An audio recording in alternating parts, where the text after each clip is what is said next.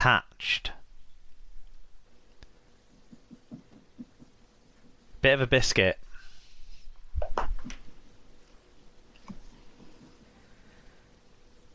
No, I'm not going to get him. Gary Wheeler. Yeah. Right, I don't think you'll get the next one then.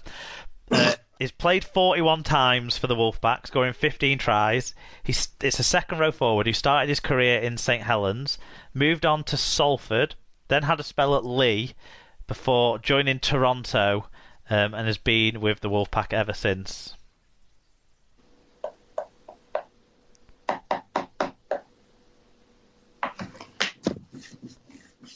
No. Andrew Dixon. Yeah, I wouldn't have got him. Okay. Penultimate, played 20 times for the Wolfpack, scored 12 tries from prop forward. That's impressive.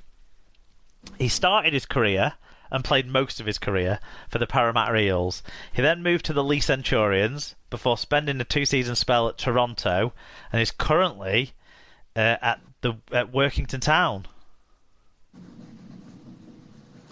Is it Foi Moi and Moi? It is Fui Fui Moi Moi, yes. That's him, yeah. Yes. And finally, and this is the hardest one. Where's Gareth O'Brien in this? Oh, well, they haven't paid for him yet, so I don't class him as that. Oh, John Wilkin. Well, to be honest, I thought Ryan Braley and Joe Mellor were as obvious as John Wilkin. No. That's only because they played for Wigan. Ryan Braley didn't. Okay, but... Fair enough. Finally, he played 8 times for the Wolfpack and scored 8... Sorry, he played 11 times for the Wolfpack and scored 8 tries in those 11 games. That's quite a good strike rate. So, gives you the hint that he's a winger. He started his career for the Northern Virginia Eagles. He then went to play in Australia with the Wentworthville Magpies before joining Toronto for their inaugural season. Before he left the Wolfpack, he had loan spells at London Scholars and at Barrow. Finally, now he's back with his Northern Virginia Eagles in the USA. It really shows how little notice I've taken of Toronto, doesn't it? Yeah, he played there before they were in the Super League. But we've definitely talked about him on the show numerous times. I know. It's another Ryan. It's the third Ryan. No. Ryan Burrows. Yeah, I wouldn't have got him. No, obviously the clue was sort of the American club, the club that he's played for, because of course he is USA international. Yeah. Well, you know, you weren't ever the biggest fan, were you? So you what? You weren't the biggest fan, so it's not a huge surprise. Honestly, I feel like I'm so out of touch with rugby players and rugby and life. It is a good point. And if I hadn't have only asked you, if you hadn't have only subbed in for Tim late last night, I probably would have asked you to do the quiz rather than me to do the quiz, to put the shoe on the other foot. But them's the breaks. Yeah, and at least I make other people feel good about themselves. Well, you did better than the average Dr. Bob.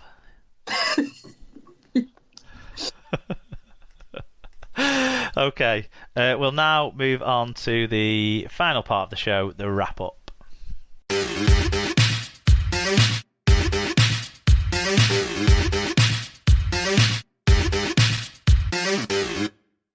Right, Sarah, any other business time? Sort of go off topic, which probably is where we need to go after us not remembering any Wolfpack players. So, how are things over in Hull? How was the end of school? Because obviously the school term is now over and the summer holidays has begun. Not sure how much that's changed things for you guys. And also, what is the excitement levels for the return of rugby league? Yes, so the end of term went well for Joshua, who was back at school. It sort of fizzled out a bit for those of us at home, but Joshua won the Mel Lowe Award for music within the school. So all those sacrifices, missing out on the 10:30 kickoffs on a Friday for the trombone lessons, have paid off. Yep, and his contributions to the school choir and helping out at the recorder club and things like that. So he was dead proud of himself, actually. So it was really nice. Award-winning Joshua. That's what we like to hear. That recognition. Good lad. Yeah. He had training again tonight. He's loving being back at training, seeing his mates there. And obviously, yeah, we're getting excited about rugby starting again.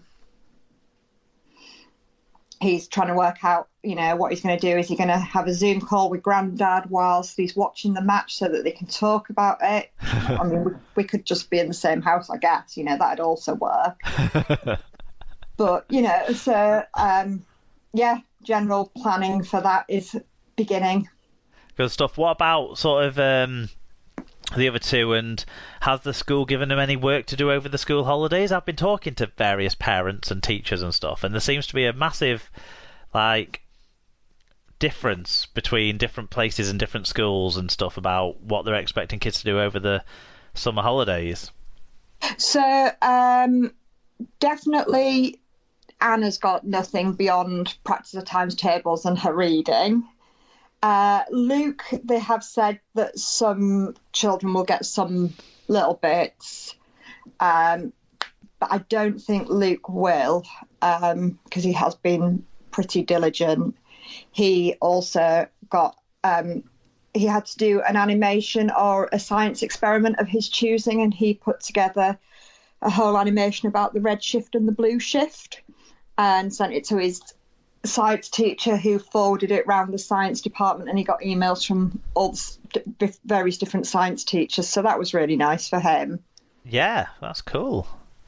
And I don't know what the red shift and the blue shift are, but the fact nor did I. But the fact that I can make an animation, yeah, that's well cool. Yeah, so that was really nice. And the head of science got in touch to say it was a really impressive concept for a year 7 to try and tackle, and when they go back to school, if he goes and finds the head of science, he'll get a reward, a small edible reward. To quote. I said, you're going to be disappointed when you end up with a couple of grapes, aren't you? It's going to be a Freddo, isn't it? Yeah. But the fact that they've taken the time to do that. Joshua has tons of work to do over the summer, though.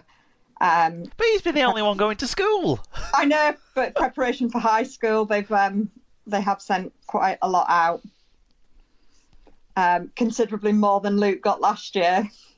Yeah, is that because possibly some of the missing exams, this kind of work will help the high school kind of understand where the kids are at? Yeah, because last year Luke obviously had transition week where they could sort of assess where he was at and stuff like that, and he did do some tests during transition week, so I guess it's to sort of pick up some of that as well. But yeah, he'll just knuckle on and get on with that, hopefully. Fair enough. What about any recommendations coming out of your way this week? So Joshua told me I have to recommend the game of backgammon because I taught him how to play it the other day and he did enjoy it. I don't think I know how to play backgammon. Oh, it's good. It's really easy as well, but then there's quite a lot of tactics you can get into. So that's Joshua's It was SLP. always just the other side of the chessboard to me. Yeah. Yeah. So that's his recommendation. My recommendation is for it's possibly not terribly relevant for you, although you could invest in a voucher for Emma, a clothing online place called Popsy, Popsy, I've recently discovered, and they mainly sell dresses and similar things, but every Friday they release a couple of new prints and they only have a limited number in each size. What sort of style and stuff are we? Varying style. So I'm wearing one today which has owls on it and short sleeves and a gathered waist, but they all have pockets, which if you've ever complimented a woman on her dress and she says it's got pockets, that's the whole advantage of this.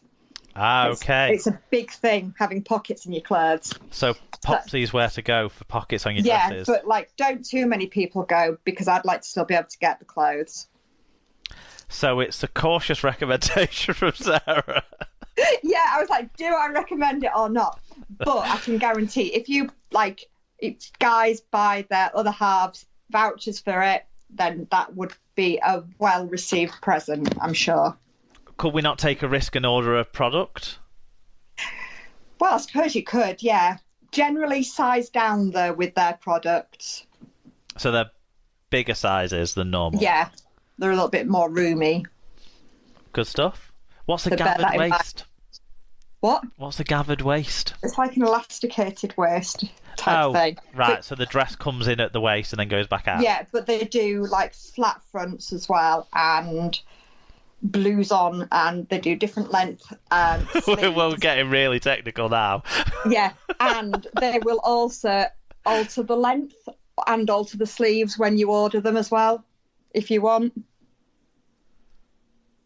Right. So if it's a dress that comes with long sleeves, you can say, I want 3/4 length or short sleeves, and they'll do that for you. I understand the differences there.